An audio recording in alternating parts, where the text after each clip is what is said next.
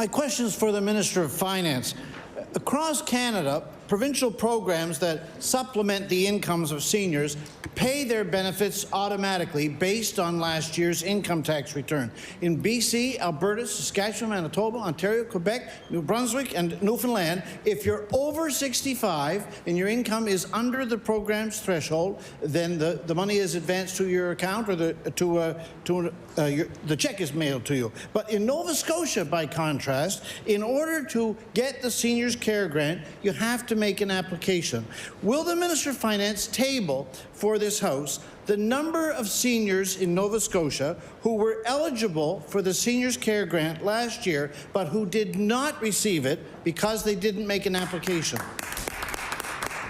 I recognize the Honourable Minister for Finance. Madam Speaker, if I can, I will. I know that people have to apply to get it.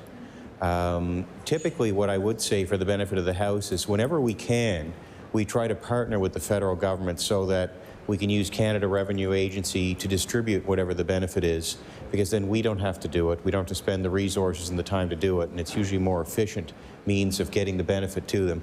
But I will certainly look at that for the member, Madam Speaker. I recognize the Honourable Member for Halifax-Chebucto. Thank you. Chebucto Links, a seniors organization in the constituency that I serve, puts on regularly what they call seniors application assistance drop-ins, because their brochure says navigating complex online applications can be daunting. And that's for sure. And that's not to speak of the thousands of seniors who don't have lots of family connections or big circles of friends, or don't watch the news, maybe don't see a paper, and so for whom in the normal context of their living would not hear about the Seniors Care Grant, but who are eligible for it and who really need the money. So wouldn't it be better to have a provincial income support program for low-income seniors that all eligible seniors actually received? I recognize the Honourable Minister for Finance. Madam Speaker, I think it's a good question, because I think what the member is getting to the heart of is if there is a way to make it easier on people to get these benefits, which we want them to get, then we should try to take efforts to ensure that they can get them without having to apply all the time. There are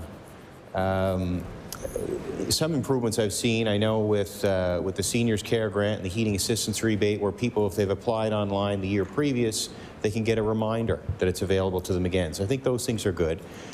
We also, we do see, and I'm not suggesting in the case the member is asking about here, but there are sometimes issues of fraud as well. And we want to make sure that when we have funds, that when we're trying to get them to the people who need them, that there are not people out there who are getting some kind of automatic payment made to them if they're no longer eligible for it, if such a case would arise. I recognize the Honourable Member for King South.